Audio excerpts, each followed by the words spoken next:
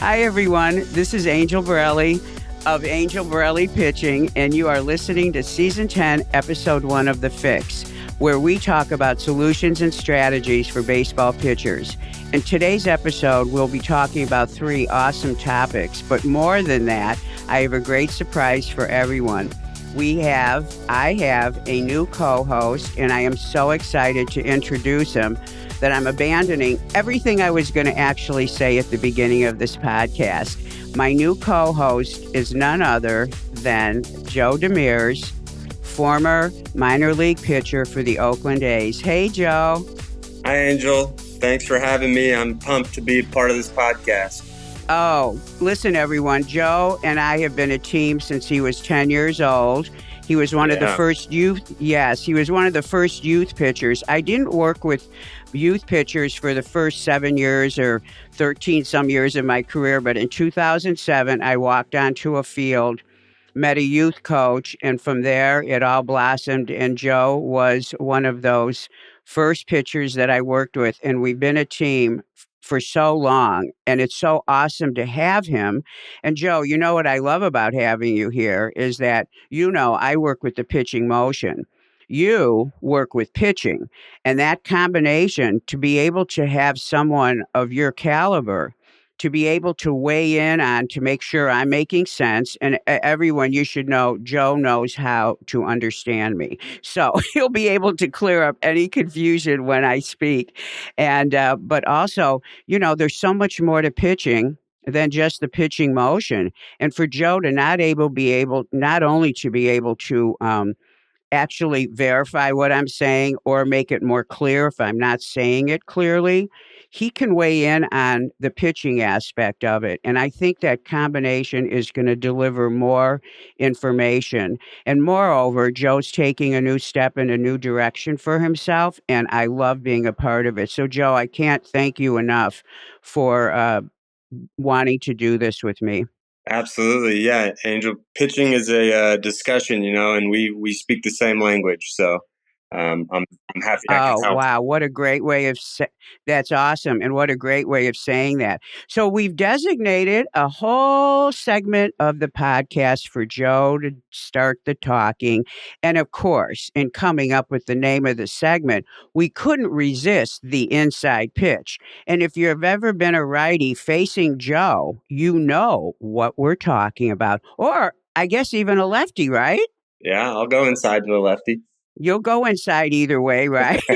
Move it to the right, move it to the left. Who cares, right? Yeah. So anyway, well, let's get started. And of course, it's totally appropriate when Joe and I were discussing the many things we could talk about. These rules in pitching, what a great way to be able for us to discuss it on so many different levels.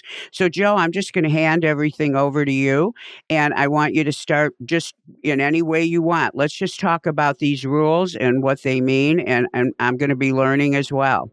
Yeah, so it's been an interesting spring training so far with the World Baseball Classic and everything. So I wanted to start by saying the first 3 new rules are the pitch timer and shift restrictions and the bigger bases. So the pitch clock is a huge debate right now, and a lot of guys like it and a lot of guys don't. I think the hitters particularly like it more than pitchers, from what I'm hearing right now. But the penalties for violating the pitch clock is an automatic ball, and but the hitters also need to be in the box with 8 seconds, or it will be a strike for the pitcher. So I've seen both pitchers get penalized for it and hitters. So I think in that sense, it's been pretty even so far. What are your thoughts on the pitch timer, Angel? Well, it's interesting because I was listening to a former major league pitcher of a very high caliber, and he was saying, hey, the only pitchers that are going to have trouble with it are the ones that don't really know how to pitch, because pitching is about getting it done fast to throw the hitter off. So if they're complaining about it, they're probably not of a high enough level. Well, I'm not sure I agreed with that, but I thought it was an interesting concept. But here's the other thing. I was reading through, and I'll bring these up as you mentioned certain rules. They just announced the Players Association went to the MLB and said, and they recommending of some changes to that rule. And this is what they said, and I think there's two of them that pertain to the timer.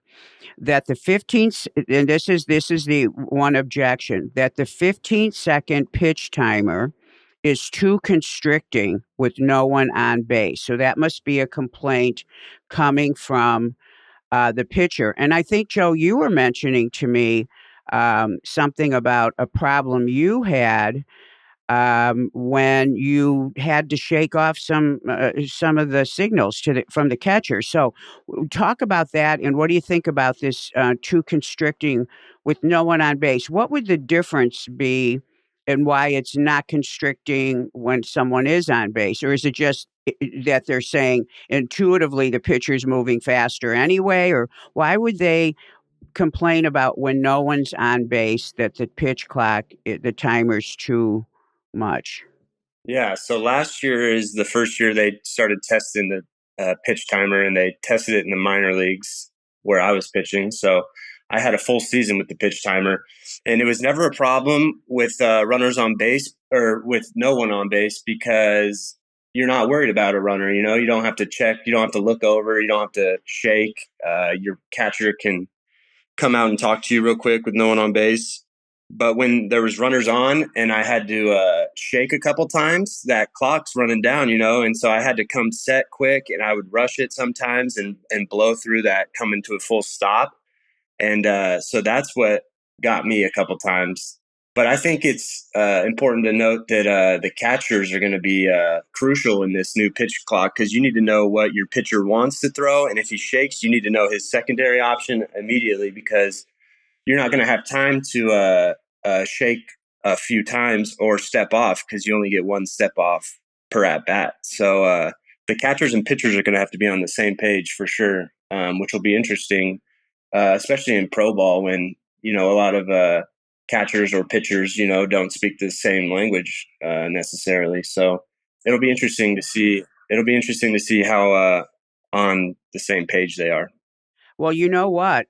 Now, here you go. And what did I tell all of you? This is the insight we get from having a pitcher on the show. That is something that I didn't even think about. And the poor catcher, who's under so much pressure anyway in the game.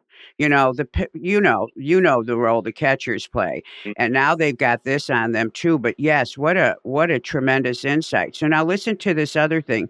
I just read these over, and they actually all have to do with the pitch clock. So now here's the other thing. The hitters should get this is exactly verbatim. Hitters should get slightly more time and shouldn't need to be in the box and, quote, alert to the pitcher, unquote, with 8 seconds left on the timer. So I guess the rule is they have to be ready 8 seconds before the timer actually goes off. Correct. And so they think that that's wrong. That I think what they're, and in fact, you know what? I tuned in at the last second, and something happened with the Yankees, and I just heard the coach was complaining, which doesn't happen that often, and it was that he was ready, and they said no, he wasn't, because he has to be in there for so many seconds, and I think what they're complaining about is that he's got time on the clock, and he has to be ready 8 seconds before the clock run down. So he's actually asking, they're actually getting a moment to actually get themselves ready mentally, but they have to be in the box. So they're actually getting, in a sense, they have to be ready sooner than a pitcher does, it sounds like. Yeah. What do you think they're complaining about with that? Why they think it's wrong that the pitcher has to be, quote, alert, the hitter, excuse me, has to be alert to the pitcher. Those are their words.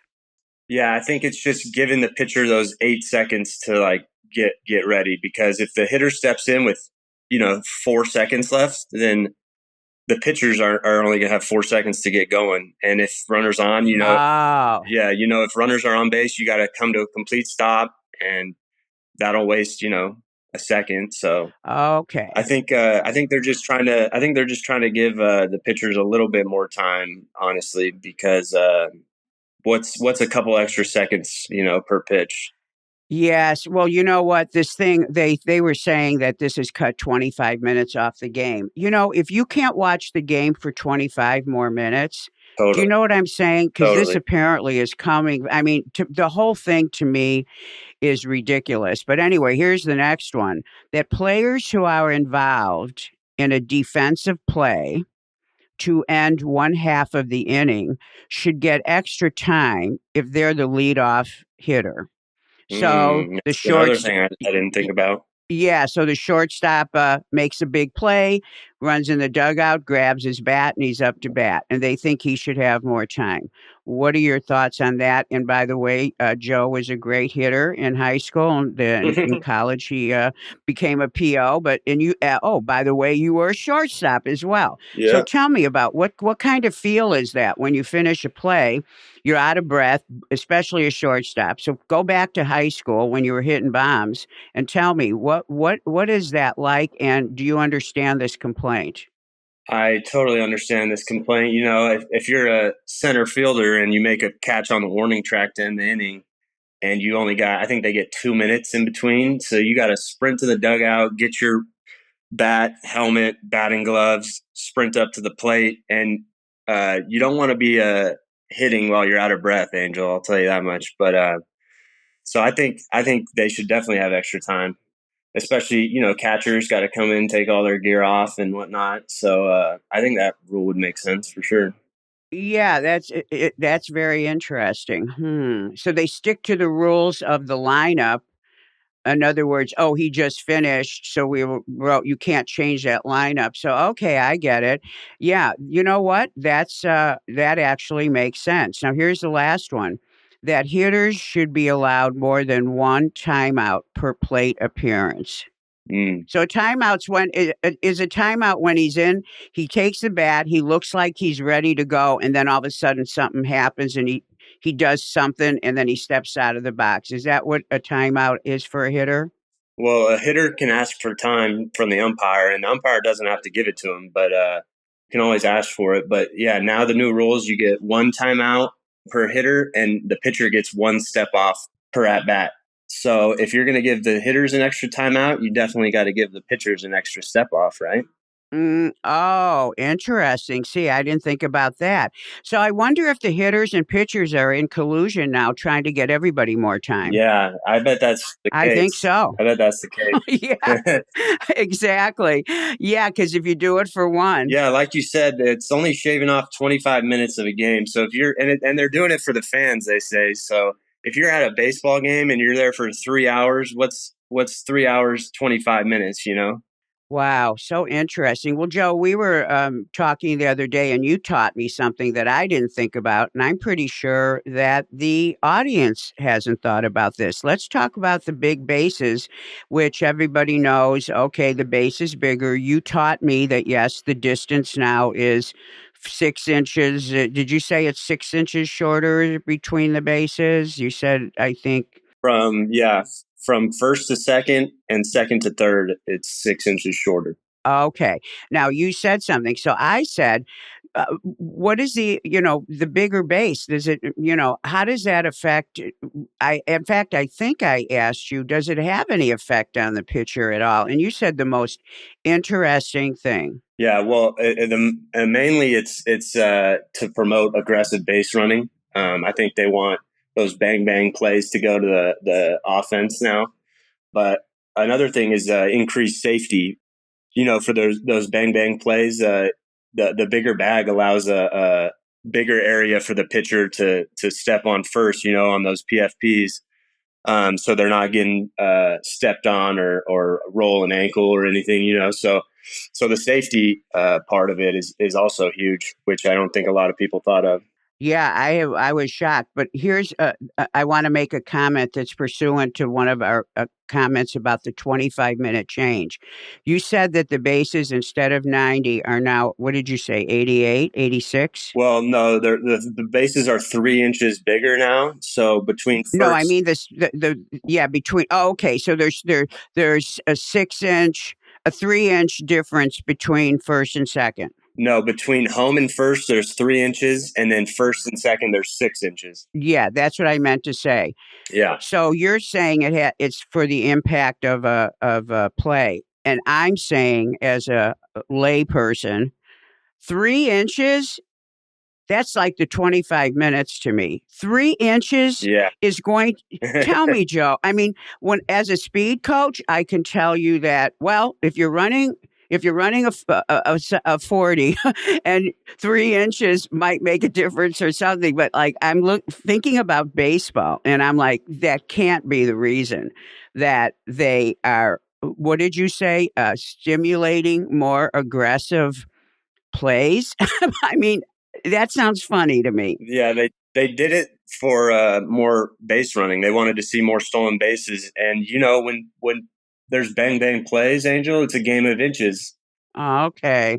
Okay. Awesome. Okay. Bang, bang plays. It's a game of inches. Good saying. All right. So, once again, the value of having somebody who actually got their hands dirty on the field.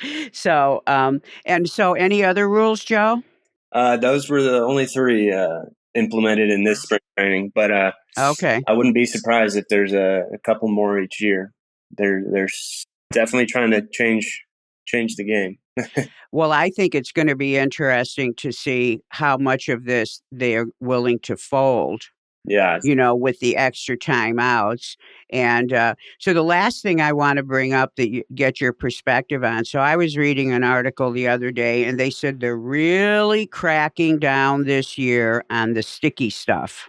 Mm-hmm. And they said last year they checked the glove, as you know, and blah, blah, blah. And I guess they said that spin rate is still too high or high. And so they're cracking down because they think that you guys have found a way to get around it.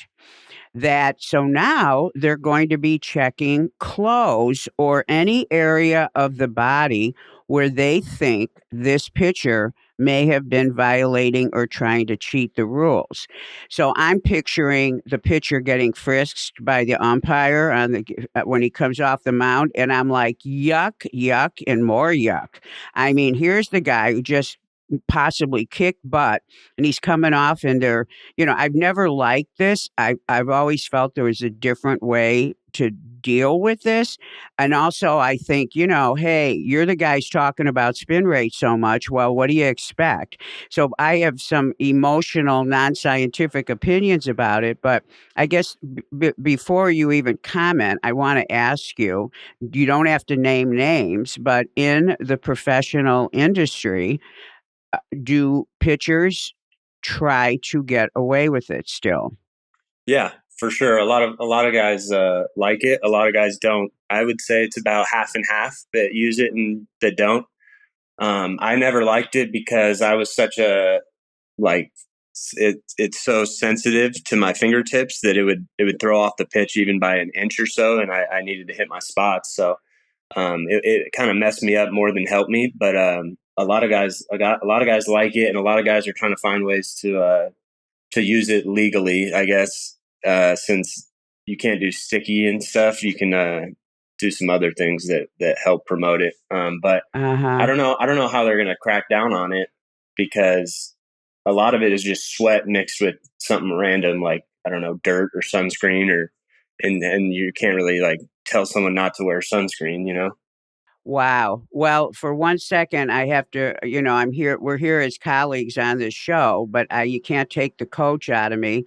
And I am so excited about the answer you gave. So I guess starting you in the gym when you were 11, giving you huge arms, big wrists, and good strong fingers and forearms is why you didn't like the sticky stuff Yeah. because it interfered, which is the best answer. And yes, gripping the ball is a matter of control of the muscles, not anything else. That's what the seams are for, right? So, what a great answer. It makes me proud right now, Joe. So awesome. Now, Love what do it. you think about this frisking thing? I mean, like, is this feel invasive on a human level? I mean, are you in the mood to have that done when you walk off the mound? No, I was pissed every time they checked me, even though I knew it was coming. I was just such in like a go mode that I didn't want to be frisked after I just struck the last guy out in a big situation or gave up a few runs. Either way, you're fired up. So Exactly. it was super annoying, and I don't know how they're going to frisk more. They check your glove, they check your hat, they check your belt, they check your hand. Like, what else are they going to check? Yeah. Does any of it remain on the ball? So just checking the ball once once the catcher gets it, could it be disappear? Mm, yeah, it's never like stuck to the ball unless you're using an absurd amount, Mm-hmm. which has happened. Wow. Yeah, well, we'll see how this is going to go. And yeah, your adrenaline's so high, a pitcher might take a swing at an umpire, not even realizing he just did it. You Right. know what I mean? So, anyway, well, God, what great information, Joe. This was awesome. And actually, so we've talked a lot about time, and we've talked about pitch clock time and the time for the hitter and time to get to the one base to the next. And so it's a perfect segue into my teaching moment, designated and intended to engineer the pitcher from day one. And it's this off season was so great because I had so many coaches calling me and so many pitchers calling me and coaches wanting to learn from me. And it's been so exciting. And, I get such great pitchers coming in. And I started to realize that the biggest complaint they come to me is sometimes it's after injury. They want to know why they got injured. Sometimes it's during the injury for some rehab throwing. But most of all, they come and say, this year it's been a huge deal with they're not even asking for velocity. They're like wanting it, but they're always concerned when all of a sudden their fastball goes bad and the missing high, missing away, and having the pattern of it. There's been more of a, how can I say, an epidemic of missed pitches from pitchers who didn't have the problem before. So we know that developing a pitcher, you develop him with the abilities to locate and with the velocity being at the max that he's able to produce. So anyway, I started looking at this and I was solving problem after problem and I loved it. And then I realized, you know what? I said, most of these issues with pitchers missing, especially missing, or a pitcher who all of a sudden his velocity's gone down, come from one issue.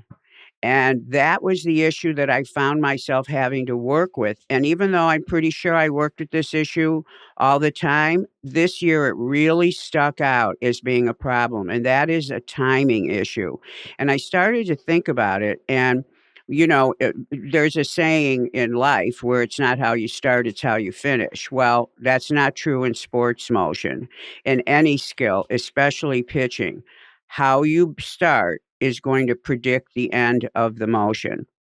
So, how you start is important and it controls and contributes to how you finish, and meaning the result of that motion. And in pitching, we have to locate the ball, and your hand is controlling the ball.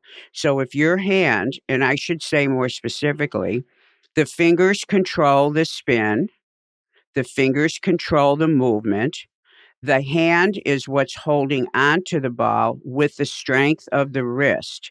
The hand does not impart any velocity to the ball. The wrist imparts velocity. The fingers pull against it. And yes, the little baby fingertips at the end of your hand, just like Joe was saying, pull against the seams. That controls the spin, etc. The pressure of the finger controls direction. So everything has to be where at the end of this motion, you have to understand that everything you do before it, if your hand is in wrist, if your wrist is not in the right place behind the ball, you are not going to have the velocity you want or the location you want. And your wrist is controlled by your forearm. So you could say that no matter what you do till you get there, if your forearm and wrist aren't doing exactly what you want them to do, then you are not going to have the quality pitch that you want. So with people coming to me with this, and I could see it so easily on film, the forcing, the fingers in a weird place around the ball, or the ball's rolling up out of the hand too soon, which will cause a miss that's high. And I'm like looking at this and I'm realizing that how did I solve the problem? Of course, I'm first always looking at the hand. And you can see this so easily on film. But I'm going, you know what? I've been solving this problem by dealing with the stride of the pitcher.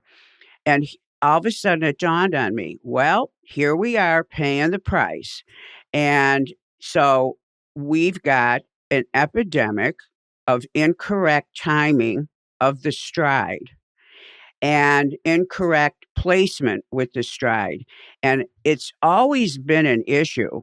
I mean, it is an issue for pitchers because it's so confusing, especially the way the stride is talked about. But I think that the chickens are coming home to roost from the fact that everybody always was in search of velocity. Then they're in search of spin rate. Now they're being measured every other day. And now they're not even being measured on certain days. Now there's equipment that's measuring you every time you throw a ball. And so everyone has this pressure of throwing hard, accompanied with drills and things that usually teach the pitcher to just kind of let go and go wild, which is actually a good thing for the brain. It's good. Velocity is created by extremism in the brain. If you don't feel extreme and extra in the brain, you're not going to throw hard. So having neural stimulation is critical.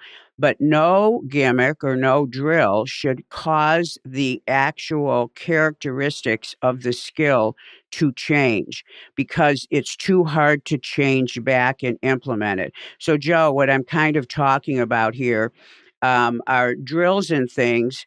Of course, I never mention names, but there are many systems out there these days that all have good and bad about them, but they don't take into consideration the precision of the skill. So there are many drills I've seen where the pitcher's running as fast as he can, or he's spinning around, or he's throwing with no intention to locate. And these things, I think, directly affect the pitcher's ability then to kind of be intense, but within the framework of the precision of the movement. In other words, you can get sloppy. Does that make sense, Joe? Totally. Yeah.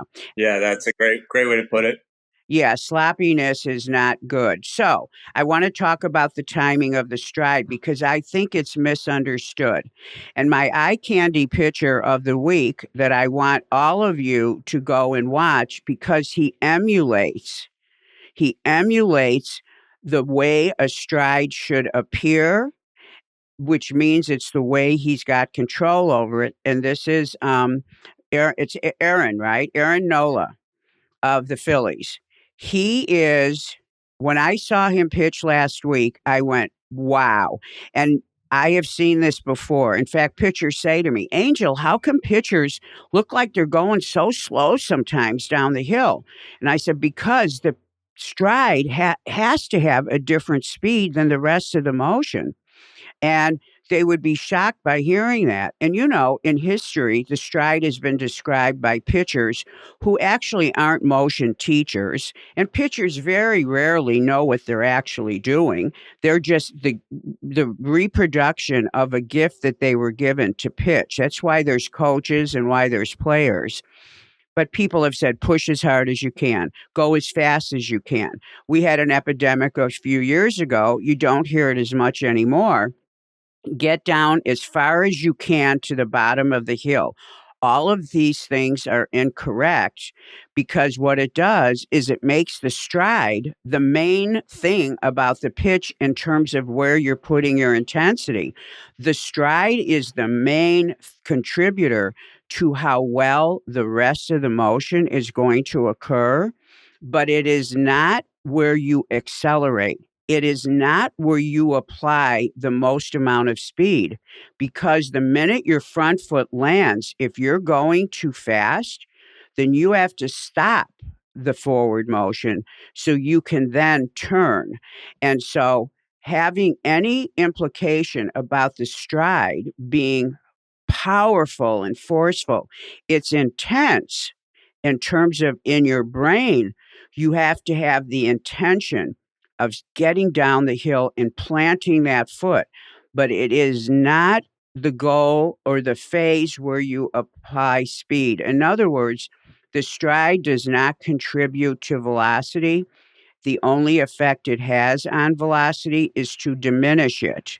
Because if it isn't stable, if the party happens too soon, the party does not happen at the end. And remember, we just got done saying everything has to be in position.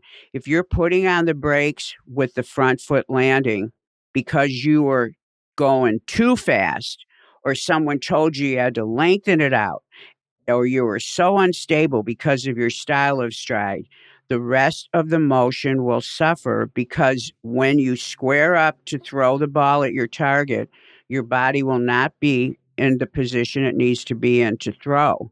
So I felt like this is a discussion because coaches, you can go out right now, and I want everyone to check out Nola because it looks like he's just, and he throws serious heat.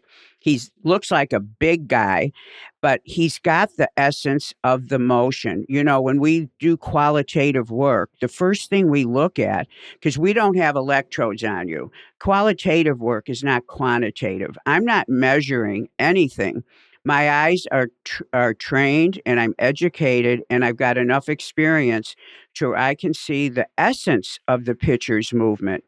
And what I see is where do I see him letting it go? And if he comes out of the gate too fast, I know something's going to be wrong at the end.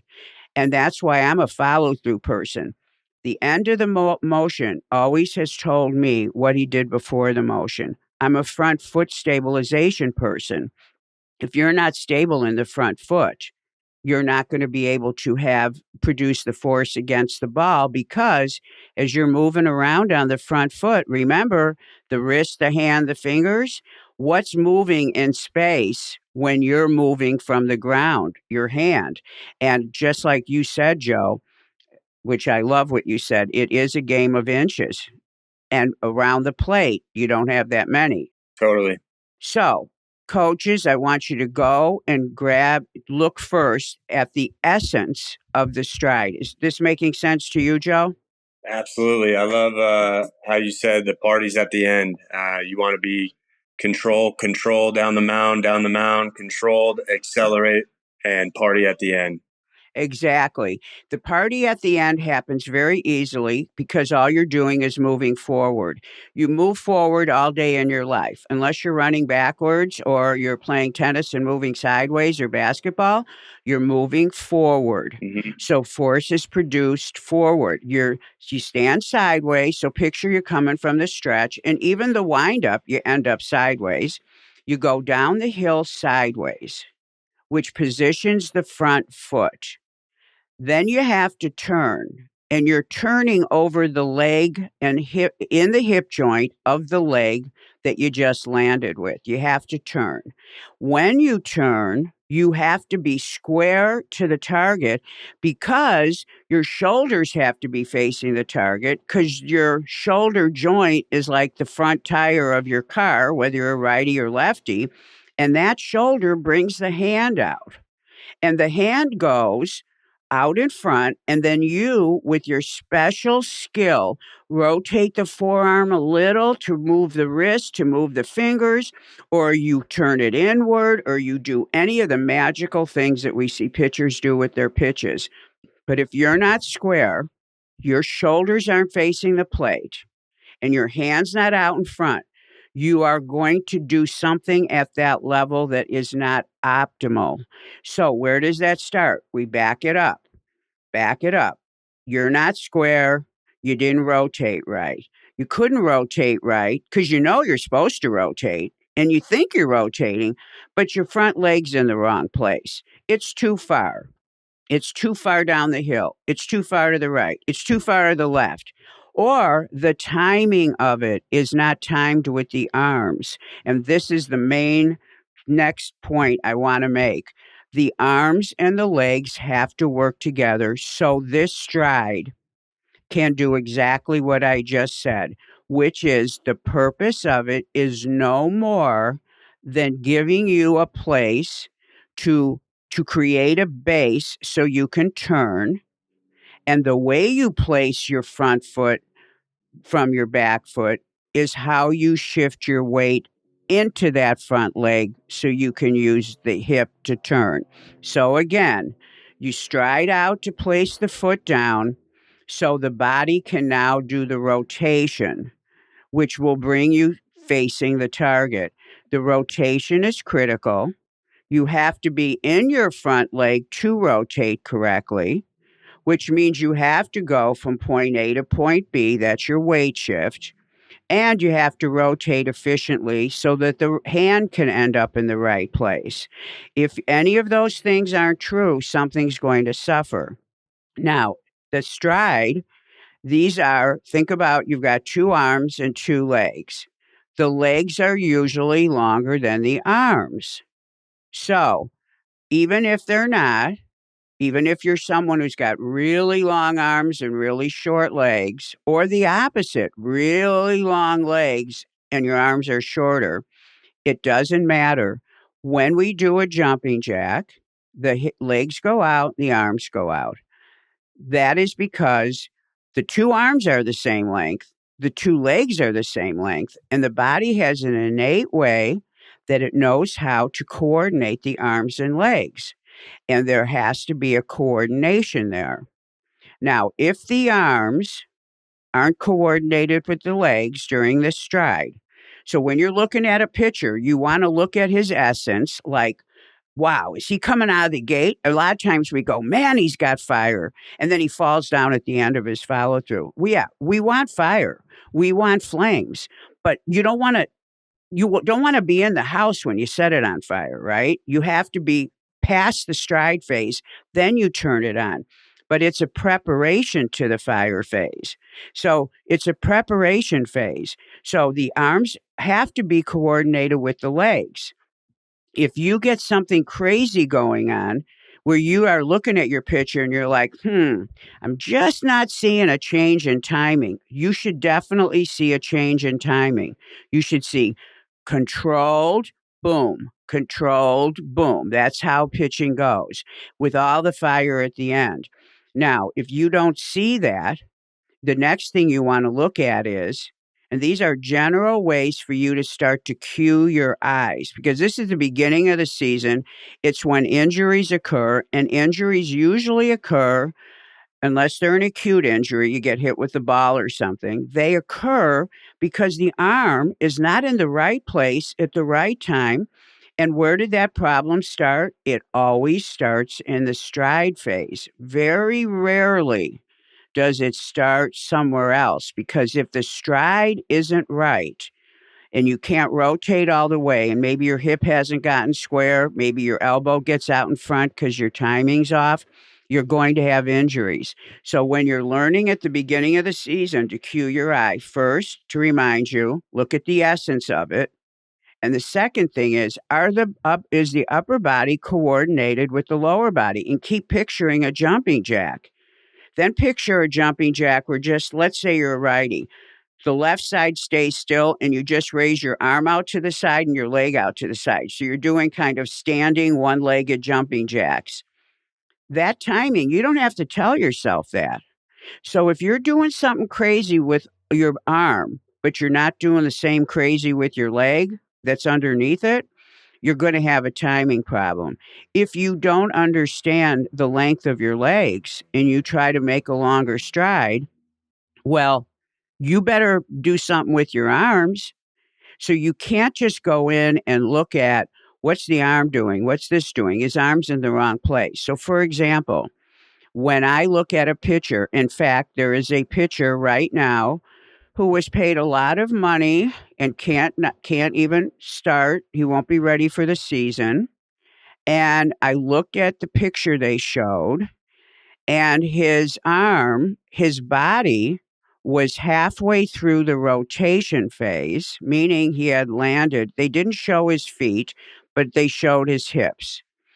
His body was halfway rotated to the plate, but his arm he's a righty. His arm was straight and towards the outfield. he hadn't quite gotten the elbow bend to shorten the arm.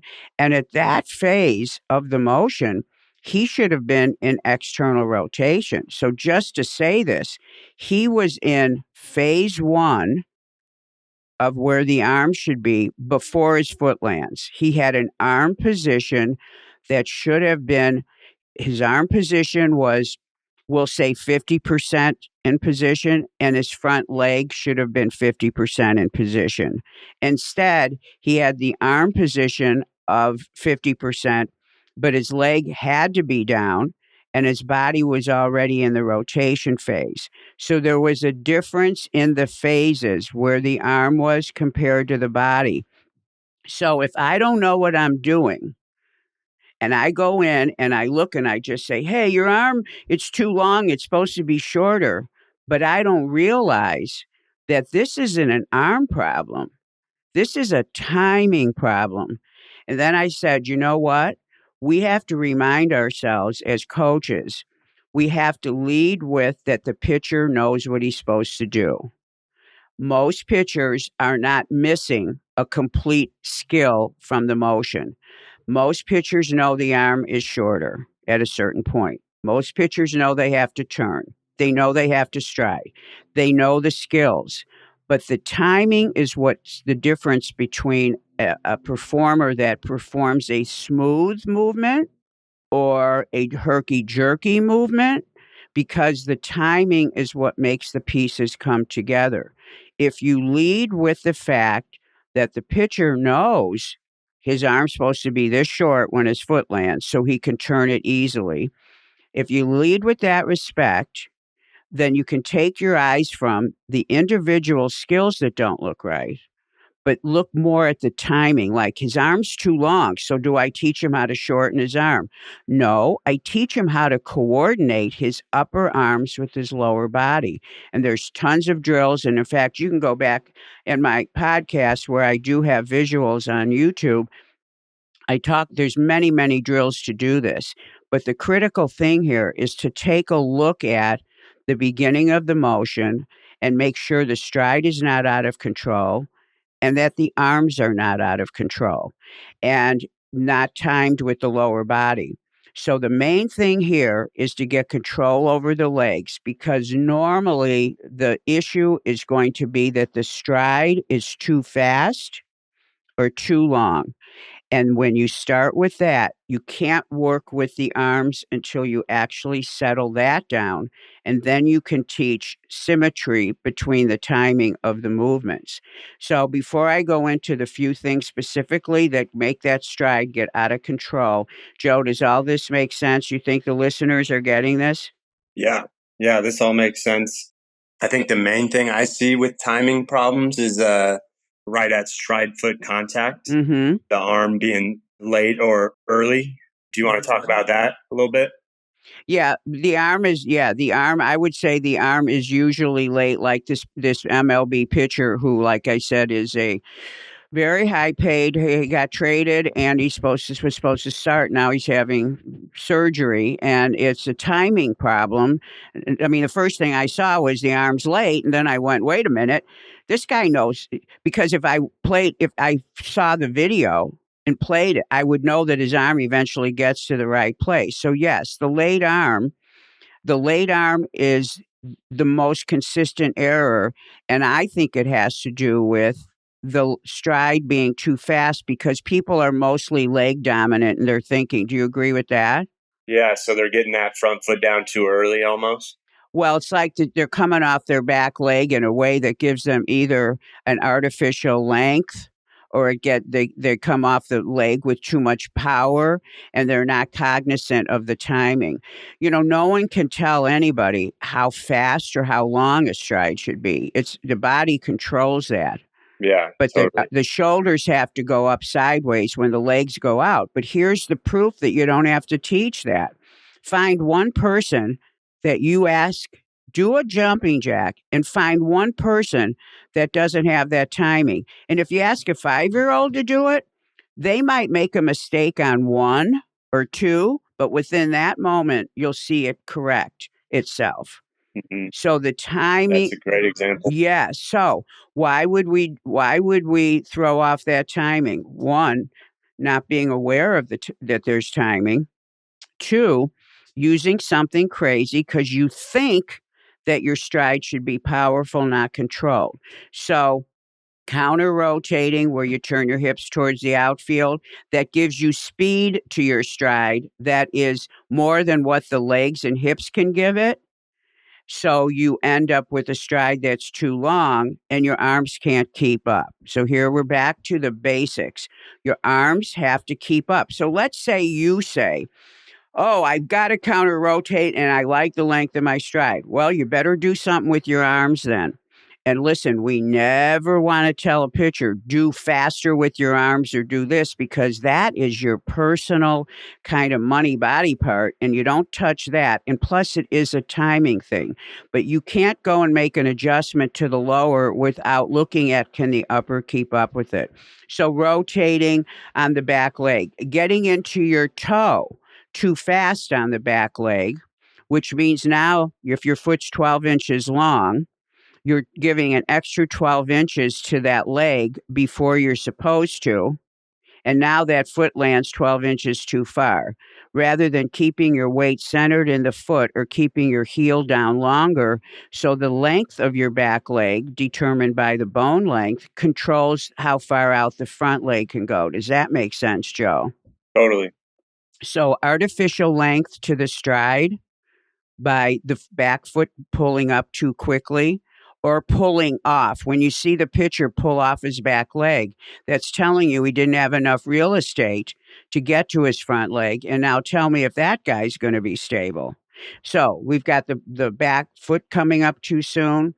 We've got counter rotating, which gives you artificial length. So those are just two things that are actually the most common things that you see when you are looking at the stride. The other damage that the stride can do is that because you're out of control, you're putting the foot down in the wrong place. And you cannot not have a stable foot. Hitters have to have a stable foot to get off the back leg, and then they pull back onto it to hit. Anybody who does any sport, you have to have a stable foot if it's the foot and the foot of the leg that you're making your motion over. So it has to land in the right place. It has to be the right distance. So here again, it's a matter of timing. The only way your body will put your legs at something at a length that's too much for them is if you give extra motion to it, or you don't use the length of your legs, your true length, as the guide to how far out your stride should be. So I want everyone to go and look at your pictures, look basically just at timing, look at the length of the stride and the timing of that stride. Is it timed correctly with the upper arms? And also, is it got too much fire to it? Is the pitcher thinking he's got to save time and get down as fast as he can, but yet his arms are still going at normal speed? And are the two coordinated together? Is that all clear, Joe, do you think? Yeah, for sure. I went through something similar where I thought going out of the glove as quickly as I could would like get my momentum going towards the plate, and then it just throws off your timing completely. You want to be slow and controlled down the mound, and then right when that front foot hits, it's go time. Exactly. And you're bringing up a good point because the timing of coming out of the glove. So we know we're looking at symmetry of the upper and lower body. This is the main thing to timing during the stride. Well, what would make the arms be too fast? Coming out of the glove, short arming it.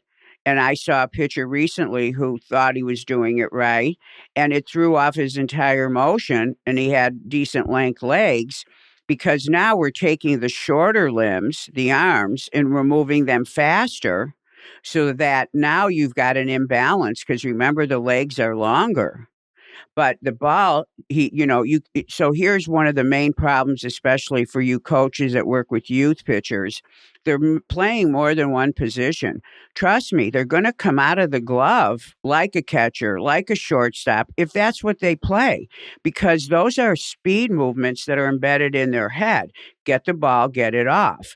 That's not what a pitcher does. So if you've got pitcher legs and a shortstop arms, you're going to have timing differences, and that is going to end up being a problem.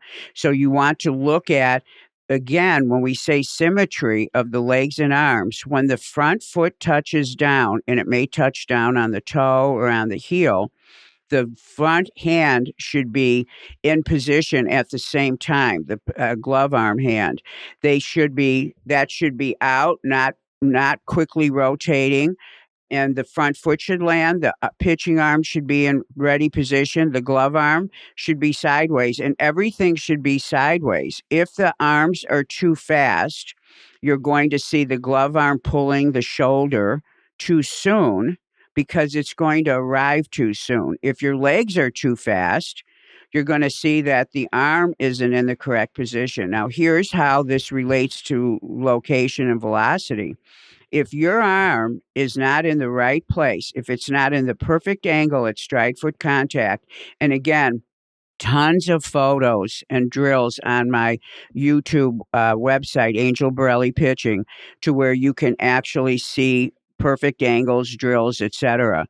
But if your arm, let's say, is late, and it usually is with timing problems, when the pitcher rotates, his arm is going to be ahead of his body, and his arm knows the ball's not ready, and he's going to have to create an extra movement. And this is how we get the elbow coming first before the shoulder.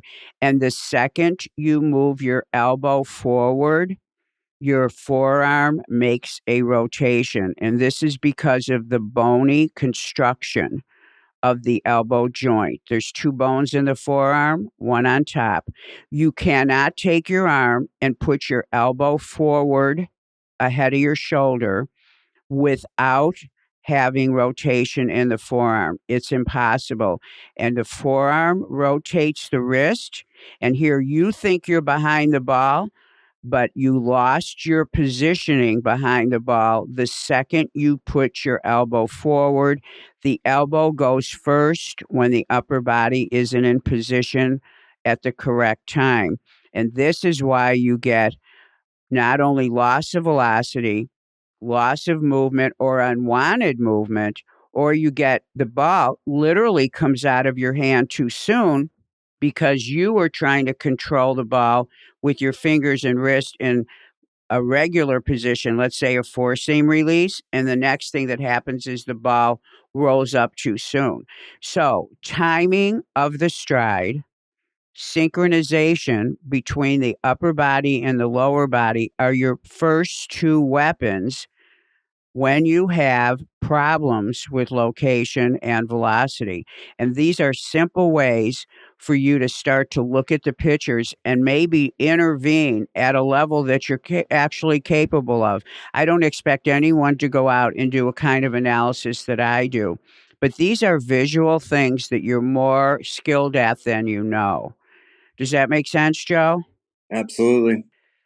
Well, so that brings us to the very last segment, which I'll make it quick, and that's called my out pitch. And I want to talk to you about something that was in the papers, and we all look at the major leagues and we get a lot of information from there.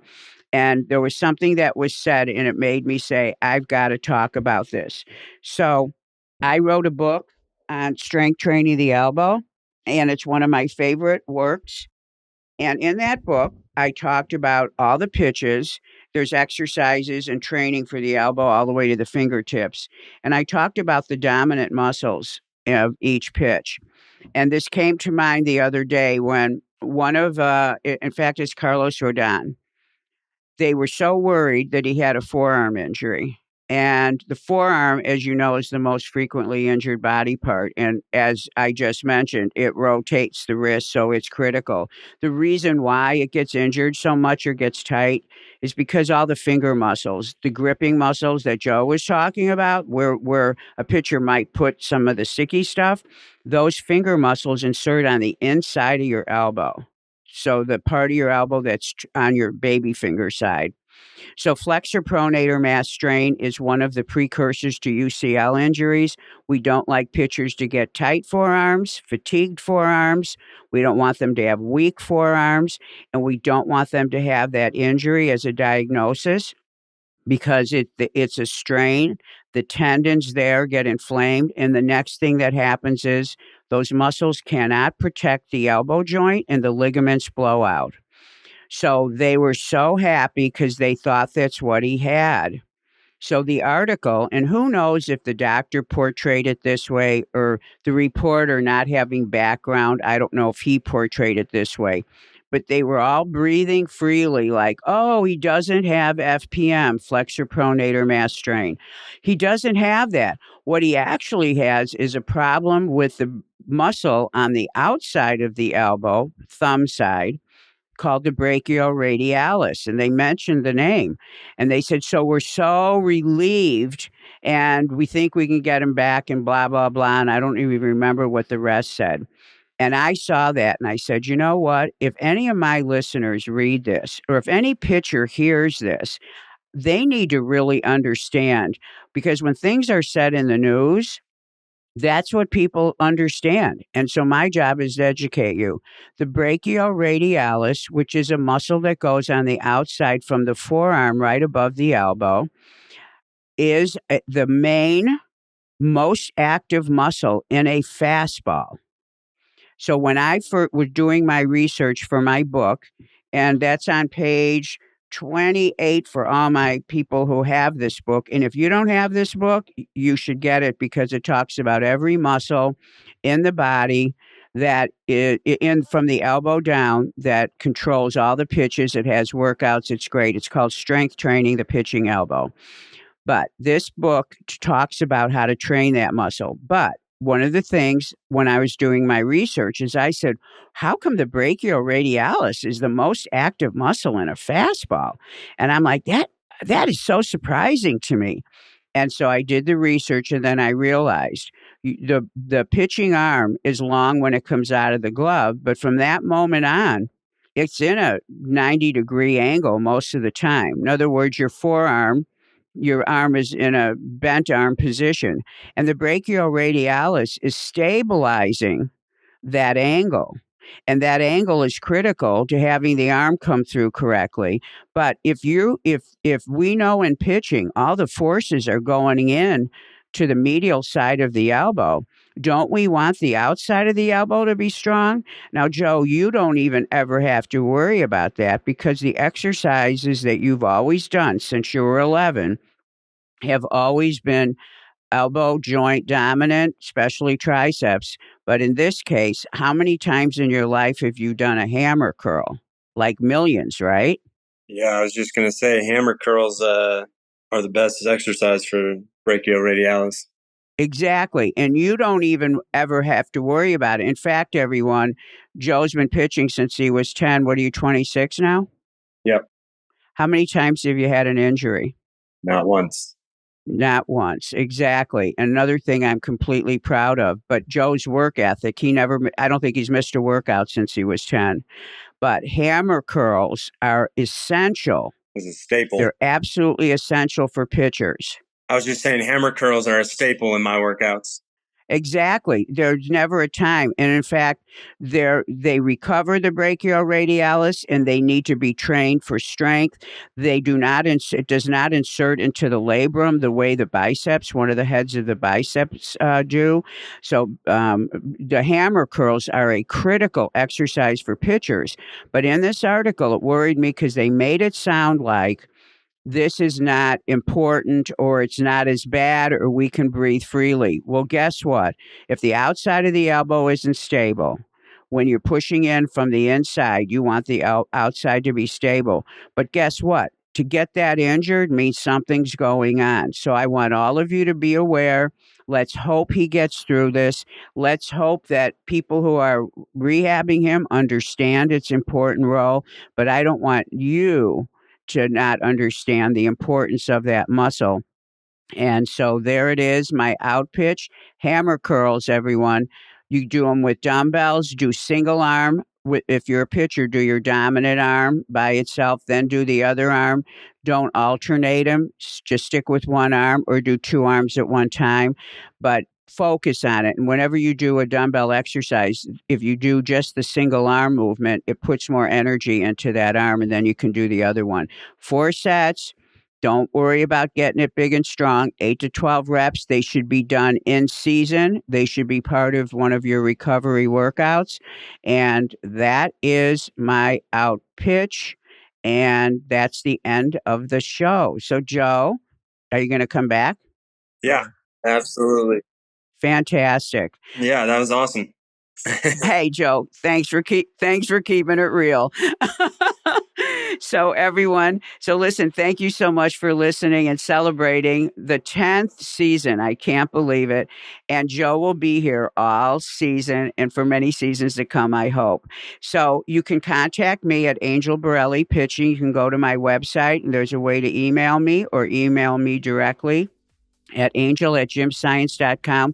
And listen, listeners, I don't promote my products a lot, but the engineering book, it was an engineering the pitching elbow, and I changed it to strength training the pitching elbow. It's really probably one of my products that I'm the most proud of. You'll not only learn how to train the body parts from the elbow, the forearm, the wrist, and the fingers. That's all this focuses on. Bicep, tricep, forearm. So it's your wrist joint, elbow joint, and it also, in the beginning of the book, describes how every muscle works in the pitching motion, but also you learn about the pitching motion. This book is really thorough. It's not just do this, do that. It explains everything. So please visit my website and get a copy if you don't have one already. Happy hammer curls to all my pitchers out there, and I hope to talk to you soon. Bye-bye.